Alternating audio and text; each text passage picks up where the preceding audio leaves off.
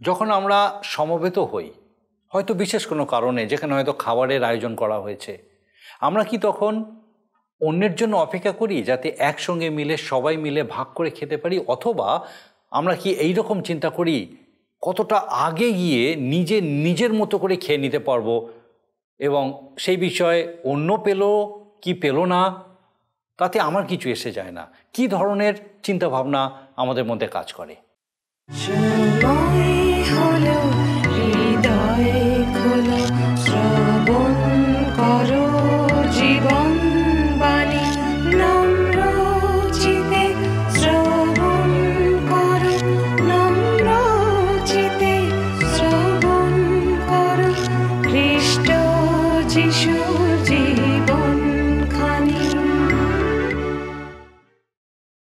নমস্কার, প্রভু যীশু খ্রিস্টের মধুর নামে জীবনবাণী অনুষ্ঠানে আপনাকে স্বাগত জানাই। আমার বিশ্বাস মহান ঈশ্বর তার মহা অনুগ্রহে আপনাকে সুস্থ রেখেছেন, সুরক্ষিত রেখেছেন। আর আমি খুব খুশি আজকে আরেকবার আপনি আমাদের সঙ্গে আমাদের এই জীবনবাণী অনুষ্ঠানে উপস্থিত হয়েছেন, যেন একসঙ্গে ঈশ্বরের বাক্যের এই যে ধারাবাহিক আলোচনা, এই আলোচনা থেকে বিশেষভাবে আমাদের জীবনের জন্য আমরা নতুন কিছু জানতে পারি, শিখতে পারি। আপনাকে একই সঙ্গে অনেক অনেক ধন্যবাদ। আপনি নিয়মিতভাবে আপনার মতামত আমাদেরকে জানাচ্ছেন। এই অনুষ্ঠান আপনার কীরকম লাগছে, আপনার প্রশ্ন, আপনার প্রার্থনা বিষয়সমূহ আমাদেরকে জানাচ্ছেন, এই জন্য বিশেষ করে আপনাকে ধন্যবাদ। আসুন আজকে আমাদের অনুষ্ঠানের শুরুতেই একটা গানের মধ্যে দিয়ে আমরা ঈশ্বরের গৌরব করি।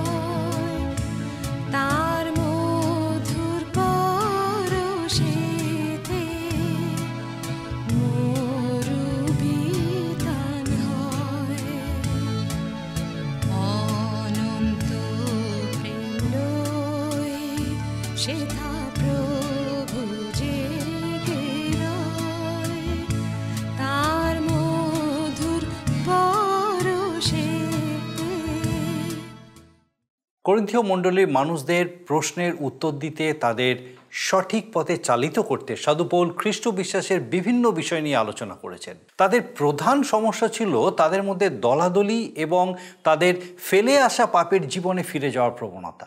এটা মণ্ডলীর ভিতরে তাদের ব্যবহার, তাদের আচরণকেও প্রত্যক্ষ ও পরোক্ষভাবে প্রভাবিত করেছিল। সাধু পৌল অত্যন্ত সুন্দর ও সহজ সরলভাবে এই বিষয়গুলির মোকাবিলা করেছিলেন।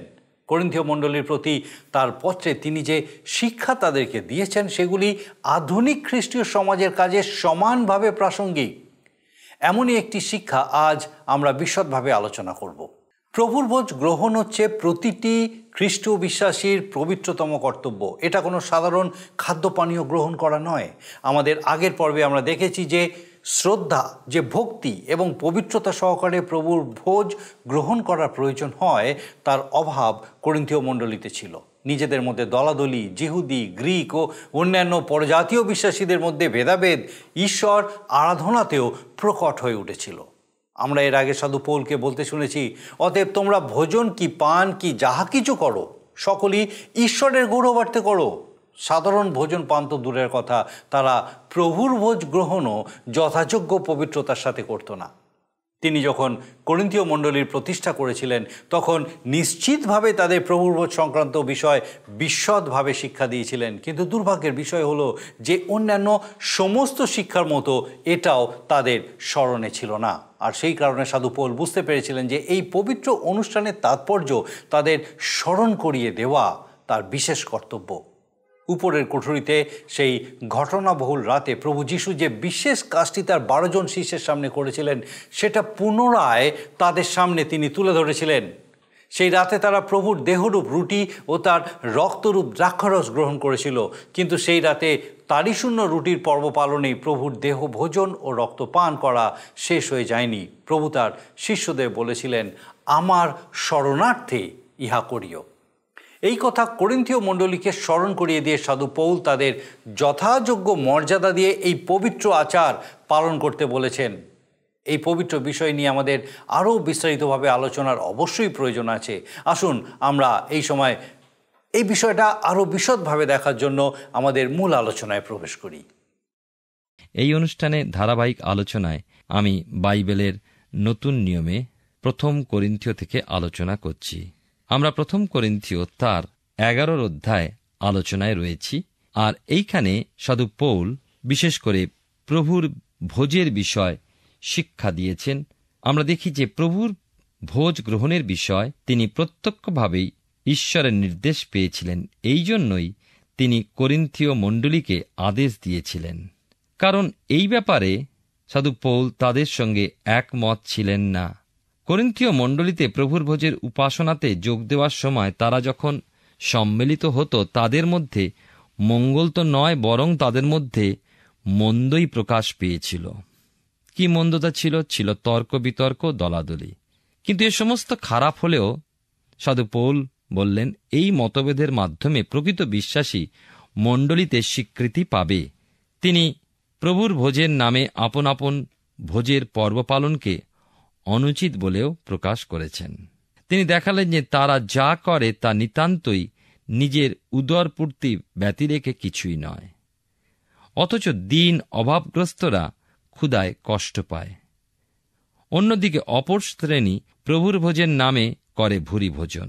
কেউ কারো জন্য অপেক্ষা করে না, এমন স্বার্থপরভাবে ভোজন তো তারা আপন আপন গৃহেই করতে পারে, মণ্ডলীতে কেন করতে যায়? মণ্ডলীতে যে প্রভুর ভোজ, তা প্রীতি প্রেমেতে সুসম্পন্ন হওয়া প্রয়োজন। প্রভুর ভোজ প্রভুর উদ্দেশ্যেই পরস্পর প্রেমেতে সাধিত হওয়া সঙ্গত। এই ব্যতিরেকে সহভাগিতা রক্ষা হয় না। তাই তারা যা করে সাধু পৌল তার প্রশংসা করতে পারেননি। তিনি প্রকৃত প্রভুর ভোজের তাৎপর্য স্মরণ করিয়ে দিলেন। আমরা সেই বিষয় আলোচনা করছি।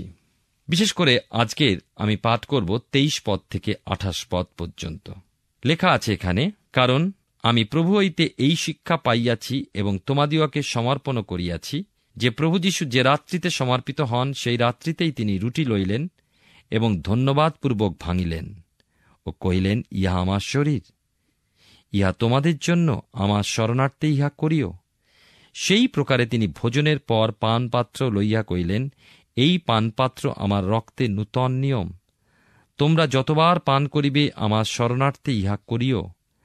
কারণ যতবার তোমরা এই রুটি ভোজন করো এবং এই পানপাত্রে পান করো, ততবার প্রভুর মৃত্যু প্রচার করিয়া থাকো, যে পর্যন্ত তিনি না আইসেন। অতএব যে কেহ অযোগ্যরূপে প্রভুর রুটি ভোজন কিংবা পানপাত্রে পান করিবে, সে প্রভুর শরীরের ও রক্তের দায়ী হইবে। কিন্তু মনুষ্য আপনার পরীক্ষা করুক এবং এই প্রকারে সেই রুটি ভোজন ও সেই পানপাত্রে পান করুক। আমরা দেখি যে প্রভু যীশু স্বয়ং সেই ভোজটি পরিচালনা করেছিলেন। প্রেরিত পৌল সেই রাত্রে কিন্তু সেই উপরের কুঠরিতে ওই ভোজের সময় উপস্থিত ছিলেন না বটেই, কারণ প্রথম কথা, তিনি একজন খ্রিস্ট বিরোধী ছিলেন। আপনাদের নিশ্চয়ই মনে আছে, যারা প্রেরিতদের কার্যবিবরণী থেকে আলোচনা শুনেছেন, যে তিনি খ্রিস্ট বিশ্বাসীদেরকে ধরে আনতে, জেলে পুরতে বদ্ধপরিকর ছিলেন। তিনি স্তিফানের মতন এক ধার্মিক ব্যক্তিকে পাথর মেরে মারার আদেশ দিয়েছিলেন। তার সামনেই স্তিফান মৃত্যুবরণ করেছিল। অন্যদিকে দেখি দম্মেশকের পথে সেই অহংকার, দাম্ভিকতা নিয়ে তিনি এগিয়ে চলেছিলেন, যে খ্রিস্ট বিশ্বাসী বলে যারা, তারা ঈশ্বরের বিরুদ্ধাচরণ করে। আর সেই পথেই তিনি দেখা পেয়েছিলেন প্রভু যিশুর। সেই ঘোড়া থেকে প্রচণ্ড আলোর রশ্মিতে তিনি পড়ে গেলেন, অন্ধ হয়ে গেলেন। আর তিনি প্রশ্ন করলেন, প্রভু আপনি কে? আর প্রভু প্রকাশ করলেন তিনি সেই নাসরতীয় যিশু। আর তাঁর জীবন পাল্টে গেল। তাকে আদেশ করলেন এবং তিনি সেই আদেশে তার জীবনকে নতুনভাবে ঈশ্বর এত সমর্পিত করে তাঁর সেবায় সারা জীবন তিনি কাটালেন এবং তার জন্য মরতে, যাতনা ভোগ করতে তিনি সর্বদা প্রস্তুত ছিলেন। তার কাছেই প্রভু যিশু পরে সেই ভোজের বিষয়ে প্রকাশ করেছিলেন। আমরা দেখি প্রকৃতই যে প্রভুর ভোজ প্রভু কর্তৃক অনুষ্ঠিত হয়েছিল। আর প্রথম সেই রাত্রে প্রভুর সঙ্গে ঘটেছিল নিদারুণ বিশ্বাসঘাতকতা। আপনারা নিশ্চয়ই জানেন, তাঁরই অন্যতম শিষ্য জিহুদা, তাকে ধরিয়ে দেবার জন্য ইহুদি যে সমস্ত নেতা ছিল, ধর্মীয় নেতা, তাদের সঙ্গে সে আগে থেকেই হাত মিলিয়েছিল, কথা বলেছিল। শুধু সময়ের অপেক্ষায় ছিল সে। অথচ সেই ভোজেতেও সে উপস্থিত ছিল। নরক সেই মুহূর্তে আমাদের পবিত্রতম ত্রাণকর্তাকে ধ্বংস করার উদ্দেশ্যে তাঁর সঙ্গে সাক্ষাৎ করেছিল। সেই ভোজে সহভাগিতার মধ্যে সে ছিল, অথচ অন্তঃকরণ তার অন্ধকারে ছিল। আমরা যারা প্রভুর ভোজের সম্পর্কে শুনছি, জানছি, বা এর আগে জেনেছি এবং প্রভুর ভোজে আসি, আমরা সেই অবস্থাটা চিন্তা করি যে আমরা অনেক সময় প্রভুর ভোজ নিতে হয় বলে যেন না নিই, কিন্তু অন্তরস্থলে আমরা প্রবেশ করে দেখি সেখানে কি খ্রিস্টের সঙ্গে, প্রভুর সঙ্গে আমাদের যোগাযোগ রয়েছে, সহভাগিতা রয়েছে, তার সন্তানদের সঙ্গে সহযোগিতা রয়েছে। অনুভব করি আজ প্রভুর ভোজের যে সারল্য, যে মহত্ব বা উৎকর্ষ এবং দেহ মনের যে সুস্থতা, তা কত না ভীষণ। লক্ষ্য করুন, 24 পদে লেখা আছে ধন্যবাদপূর্বক, এবং ধন্যবাদপূর্বক ভাঙিলেন ও কহিলেন, ইহা আমার শরীর, ইহা তোমাদের জন্য, আমার শরণার্থে ইহা করিও। প্রভু সেই রাত্রে ধন্যবাদপূর্বক রুটি ভেঙেছিলেন। কাকে ধন্যবাদ দিয়েছিলেন? তিনি ধন্যবাদ দিয়েছিলেন পিতা ঈশ্বরকে, যার পরিকল্পনা অনুসারে তিনি এই জগতে এসেছিলেন মানুষের উদ্ধারের, পাপ থেকে মুক্ত করার উপায়ের জন্য, পথ করে দেবার জন্য। তাকে তিনি ধন্যবাদ দিলেন। ক্রুশের ছায়া সেই উপরের কুঠুরির উপরে লম্বমান হয়েছিল। পাপ যেন ওপরের কুঠুরির দ্বারে আঘাত করেছিল, দাবি জানিয়েছিল। আর প্রভু তাই ধন্যবাদ দিয়েছিলেন ঈশ্বরকে, কারণ পিতার পরিকল্পনা, যা জগৎ পত্তনের পূর্বাবধি নিরূপিত হয়েছিল, তার সম্মুখী হয়ে প্রভু ধন্যবাদ দিয়েছিলেন। প্রথম সৃষ্টি আদম ও হাওয়া ঈশ্বরের অবাধ্য হয়েছিলেন, আর ঈশ্বরের অবাধ্য হয়ে শয়তানের কথায় সেই নিষিদ্ধ গাছের ফল খেয়েছিলেন, এবং তারা ঈশ্বরের ইচ্ছার বিরুদ্ধ কার্য করে পাপে পতিত হয়েছিলেন। তারা নিজেরা পাপে পতিত হয়েছিলেন। ঈশ্বরের কাছে ক্ষমা ভিক্ষার বদলে তারা নিজেদেরকে লুকিয়েছিলেন। ঈশ্বর তাদের কাছে প্রকাশিত হয়েছিলেন, তাদেরকে সুযোগ দিয়েছিলেন, কিন্তু প্রেমময় ঈশ্বরের সেই অপূর্ব সুযোগ তারা গ্রহণ না করে তারা পরস্পরকে দোষারোপ করেছিলেন। ঈশ্বর তাদেরকে শাস্তি দিয়েছিলেন, তাদেরকে অভিশাপ দিয়েছিলেন, কারণ ঈশ্বর মঙ্গলময়, তিনি প্রেমিক ঈশ্বর। কিন্তু সেই মুহূর্তে ঈশ্বর যদিও বা শাস্তি দিয়েছিলেন, তথাপি মানুষের উদ্ধারের জন্য তিনি প্রতিজ্ঞাও করেছিলেন। আদিপুস্তক তার 3 অধ্যায় 15 পদে তাই লেখা আছে, আর আমি তোমাতে ও নারীতে এবং তোমার বংশে ও তাহার বংশে পরস্পর শত্রুতা জন্মাইব। সে তোমার মস্তক চূর্ণ করিবে এবং তুমি তাহার পাদমূল চূর্ণ করিবে। প্রিয় শ্রোতা বন্ধু, প্রিয় ভাই ও বোন, আমরা দেখি সেই প্রতিজ্ঞা পূর্ণ করতে প্রভু যীশু খ্রিস্ট এগিয়ে চলেছেন। আর তার পূর্বে তিনি এই সুন্দর ভোজের আয়োজন করলেন আমার আপনার জগতের প্রতিটি মানুষ যে কেউ তাতে বিশ্বাস করে তার জন্য। আর তাই তিনি সেই রাত্রিতে ধন্যবাদপূর্বক ভেঙেছিলেন, কারণ পিতা ঈশ্বরের সেই অপূর্ব পরিকল্পনা সম্মুখে হয়ে তিনি বাস্তবের সম্মুখীন হয়ে সেই পরিকল্পনাকে রূপায়িত করতে তিনি এগিয়ে চলেছিলেন। প্রভু ধন্যবাদ দিয়ে রুটি ভাঙলেন। ভগ্নচূর্ণ রুটি প্রভুর দেহেতে সকলকে অংশী করার নিদর্শন স্বরূপ। ওই রুটি ভগ্নচূর্ণ হওয়ার মতোই প্রভুর দেহ ভগ্নচূর্ণ বা খণ্ড খণ্ড হয়ে ওই সহভাগিতার প্রত্যেকের মাঝে বণ্টিত হওয়াকে দেখায়। তিনি প্রকৃতপক্ষে আমাদের নিমিত্ত তিনি কি করলেন? ভগ্নচূর্ণ হলেন। যে ঘটনা শীঘ্রই ঘটতে চলেছে তার এক বাস্তব প্রকাশ তিনি সেই রুটি ভাঙার মধ্যে দিয়ে করেছিলেন। যারা তাঁর নিজের, তারাই তা আহার করে। সেজন্য শুধুমাত্র বিশ্বাসী বর্গ এই সহভাগিতায়, এই ভোজে উপস্থিত হতে পারে। আর সেই রাত্রে আমরা দেখি তাঁর প্রিয় শিষ্যরা সেইখানে উপস্থিত ছিলেন।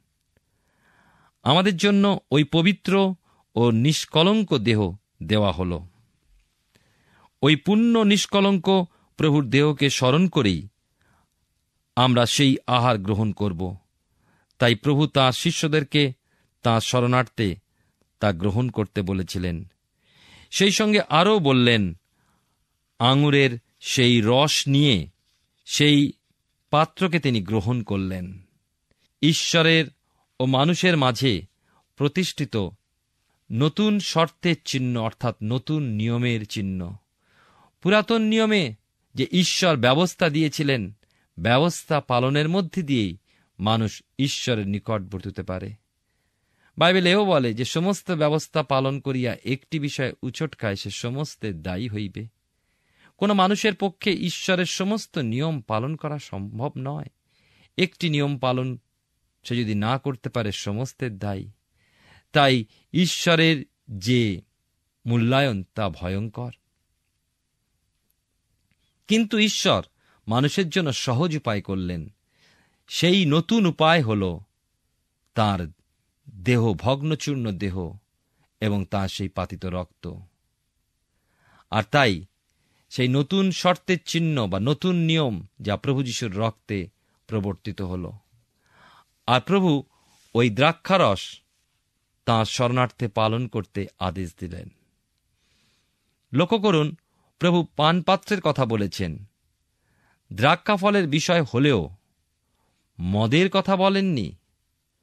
অর্থাৎ দ্রাক্ষারস, যাকে ইংরেজিতে বলা হয়েছে দ্রাক্ষা বলতে ওয়াইন, আর তিনি বলেননি ইংরেজিতে ওয়াইন বা মদ।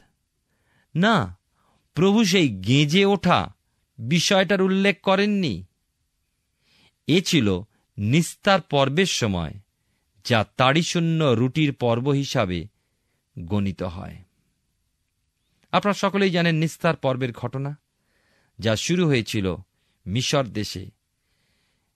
রাজা ফরাউনের সেই অহংকার এবং ইসরায়েল জাতিকে ছেড়ে না দেওয়ার কারণ তার সেই দাম্ভিকতা। মোশি যখন তাদের সামনে গিয়ে বললেন, তারা প্রথমে নত হচ্ছেন, আবার অহংকারে পূর্ণ হচ্ছেন। একটার পর একটা আঘাত এলো এবং প্রতিটি আঘাত মিশরের যে কোনো দেবতার ঊর্ধ্বে, সে কথা প্রমাণিত হল। আর সর্বশেষে আমরা দেখি ঈশ্বর যে আঘাত নিয়ে আসলেন, সেই আঘাতের মধ্যে দিয়ে প্রত্যেক পরিবারে প্রথম সন্তান, প্রথম পশু নিহত হবে। কিন্তু যে পরিবারে সেই রক্তের দাগ কপালিতে ও বাজুতে লাগানো থাকবে, সেই গৃহ মৃত্যুদূত প্রবেশ করবে না। এমনই এক বিষয় ঈশ্বর জানিয়েছিলেন। আর সেই রাত্রেতে একটা মেষশাবককে হত হতে হয়েছিল, যেই হত মেষশাবকের রক্ত নিয়ে তারা লাগিয়েছিল দরজার বাজুতে। আর বাইবেলের নতুন নিয়মে আমরা সেই নিস্তার পর্বের সমান দেখি প্রভুর ভোজ, যে নিস্তার পর্বের মধ্যে দিয়ে সেই দিন ইসরায়েল জাতির কোনো পরিবারের মধ্যে ক্রন্দন প্রবেশ করেনি, কারণ মৃত্যুদূত সেই রক্তের দাগ দেখে সেই গৃহকে ছেড়ে অন্য গৃহেতে গিয়েছিল। যে গৃহেতে সেই রক্তের দাগ ছিল না। ঠিক তেমনিভাবে খ্রিস্টের রক্ত আমাদের প্রত্যেকের জীবনকে রক্ষা করে। তাই নিস্তার পর্বের সময় যা তাড়িশূন্য রুটির পর্ব হিসাবে গণিত হতো, তাহলে আমরা দেখি যে শিশুর মতো যে বিষয় তর্ক দেখা যায়, তা কি তাড়িশূন্য রুটি ও তাড়িযুক্ত আঙুরের রস, আহার্য ও পানীয় উভয় ছিল তাড়িশূন্য। গুরুত্বপূর্ণ বিষয় এই হল পানপাত্র কথাটা। তাহলে পাত্র হল প্রভুর দেহ, যা পানীয় রূপে রক্তকে ধারণ করছে। সেই পাত্রে ছিল আঙুরের রস, যা রক্তের সমান। আর সেই পাত্র যেমন সেই আঙুরের রস ধরেছিল, আর খ্রিস্টের দেহ তার সেই পবিত্র রক্ত ধারণ করেছে। মৃত্যু গ্রহণের জন্য তিনি এই পৃথিবীতে জন্মগ্রহণ করেছিলেন, জন্মেছিলেন সেই দেহতে বহুমূল্য রক্ত সেচন করার জন্য। মনে রাখব, বারংবার প্রেরিতেরা তাদের কথায় আমাদের স্মরণ করিয়ে দিয়েছেন, এই পাতিত রক্তের গুণে আমাদের সকল পাপের ক্ষমা হয়, কারণ সেই রক্ত সেচনেই প্রভু তার অনুগ্রহ আমাদের উপরে বর্ষণ করেছেন। প্রভু স্বর্গে কোনো পশ্চাৎ দ্বার খুলে দিয়ে আমাদের পাপ অন্ধকারে আচ্ছন্ন রেখে আমাদেরকে স্বর্গে প্রবেশাধিকার দেননি। প্রিয় শ্রোতা বন্ধু, প্রিয় ভাই ও বোন, ঈশ্বরের রাজ্যে প্রবেশ করার জন্য কোনো শর্টকাট উপায় নেই। পেছনের কোনো দরজা নেই, লুকানো কোনো দরজা নেই, ঘুষ দিয়ে ঢোকার কোনো উপায় নেই, এবং অনেক পথ নেই, অনেক দরজা নেই। একটি মাত্র পথ, একটি মাত্র দ্বার, কারণ একটি মাত্র জীবন মানুষের প্রায়শ্চিত্তের জন্য রক্তপাত করেছিলেন। একটি মাত্র জীবন এই পৃথিবীতে জন্মেছিল, অপূর্ব, যে জীবনে ছিল না কোনো পাপ। মানুষের ঔরসে হয়নি তার জন্ম। তার জন্মের 750 বৎসর পূর্বে তার সম্বন্ধে, তার জন্মের সম্পর্কে ভবিষ্যৎবাণী করা হয়েছে, তার মৃত্যু সম্পর্কে বলা হয়েছে, তার পুনরুত্থান সম্পর্কে বলা হয়েছে। ঈশ্বরের পরিকল্পনাকে পূর্ণ করার যে পথ, সেই পথ একটি পথ। আপনি দেখুন শাস্ত্র খুলে, আদিপুস্তক 3:15 যে কথা বলা হয়েছে, তার পূর্ণতা লাভ করতে চলেছে। তার পূর্বে তিনি শিষ্যদের কাছে প্রকাশ করলেন সেই সত্যকে, যে সত্য তিনি সাধু পৌলের কাছে প্রকাশ করেছিলেন পরে। তিনি মানুষের জন্য দ্বার, তার মধ্যে দিয়েই পিতা ঈশ্বরের কাছে যাওয়া যায়। স্বর্গে প্রবেশের একটি মাত্র পথ, স্বর্গে প্রবেশের একটি মাত্র উপায়, আর কোনো উপায় নেই। তিনিই করেছেন সেই পথ। ঈশ্বরের উপায় সেই পথ হয়েছে, মানুষের বুদ্ধি দ্বারা নয়, মানুষের শক্তিতে নয়। অনেক সময় মানুষ বলে অনেক পথ, মানুষের বুদ্ধিতে বলে, কিন্তু ঈশ্বরের বাক্য আমরা যখন পাঠ করি তখন দেখি ঈশ্বর মানুষের জন্য অনেক পথ করেননি, একটি পথ করেছেন। মানুষ অনেক পথ করতে পারে, আমাদের বুদ্ধি জ্ঞান, আমাদের সংস্কার আমাদের বলতে পারে, কিন্তু ঈশ্বর তা করেননি। প্রভুর অনুগ্রহে আমরা ঈশ্বরের পুত্রত্বের অধিকারে সম্মুখস্থ দ্বার পথে স্বর্গে প্রবেশাধিকার পেয়েছি। পুত্রত্ব, আমরা কেমনভাবে ঈশ্বরের পুত্র হলাম? আমার এক বন্ধু আছে, যে 4টে সন্তানের বাবা। সেদিন গিয়ে শুনলাম সে আরেকটি দত্তক পুত্র নিয়েছে। আমি প্রশ্ন করলাম, কেমন লাগলো দত্তক পুত্রকে নিয়ে? বলে, আমি সব থেকে বেশি ভালোবাসি আমার এই দত্তক পুত্রকে, কারণ সে আমার নিজের সন্তান নয়, কিন্তু ভালোবেসে তাকে আমি গ্রহণ করেছি। তার জন্য আমার ভালোবাসা অনেক বেশি। ঈশ্বর আমাদেরকে সেই দত্তক পুত্রের ন্যায় গ্রহণ করেছেন। তার রক্ত দ্বারা আমাদেরকে ধৌত পরিষ্কৃত করে তিনি আমাদের কিনে নিয়েছেন। আমরা আর জগতের নই, আর তিনি আমাদেরকে সেই স্বর্গে প্রবেশাধিকার দিয়েছেন। মনে রাখবেন প্রিয় শ্রোতা বন্ধু, প্রিয় ভাই বোন, আমার আপনার পাপের শাস্তি কেন আমরা তাৎক্ষণিক পাই না? কারণ ঈশ্বর আমাদের ক্ষমা করেন, কারণ আমরা অনুগ্রহের যুগে বাস করছি। শুধু তাৎক্ষণিক ক্ষমায় নয়, খ্রিস্টের সাধিত ত্রাণ কার্যে বিশ্বাস করে সমগ্র জীবনের পাপ ক্ষমা হয়ে যায়। আমরা পাই অনন্ত জীবন, চিরকাল তার কাছে বাঁচবার, তার কাছে থাকবার, তার কাছে সহভাগিতা লাভ করার। মৃত্যুর পরবর্তী অনন্তকালীন সেই ঈশ্বরীয় সান্নিধ্য। কেমন করে তা সম্ভব? সম্ভব শুধুই এই পানপাত্র গ্রহণে, যা নতুন ঐশ্বরিক চুক্তির নিয়মের রক্তকে ধারণ করে। ঈশ্বর আপনার জীবনে মঙ্গল করুন, যেন আমরা সেই রক্ত দ্বারা শুচি স্নাত হয়ে তাঁর সঙ্গে যুক্ত হয়ে তাঁর সহভাগিতার মধ্যে থাকতে পারি। আমরা প্রথম করিন্থীয় পুস্তক থেকে ধারাবাহিকভাবে অধ্যয়ন করছি। আমার বিশ্বাস মহান ঈশ্বর বিশেষভাবে আজকে আপনার সঙ্গে কথা বলেছেন। আমাদের একটা বিষয় মনে রাখতে হবে যে আমরা এখন যেভাবে প্রভুর ভোজ গ্রহণ করি, আদি খ্রিস্টীয় মণ্ডলীতে সেইভাবে গ্রহণ করা হতো না। সেটা ছিল প্রধান ভোজনের একটা অঙ্গ, কিন্তু সেইভাবে প্রভুর ভোজ গ্রহণ করতে তার পবিত্রতা নষ্ট হওয়ার সম্ভাবনা থাকত। আর এই অপরাধেই করিন্থীয় মণ্ডলী ভুগছিল।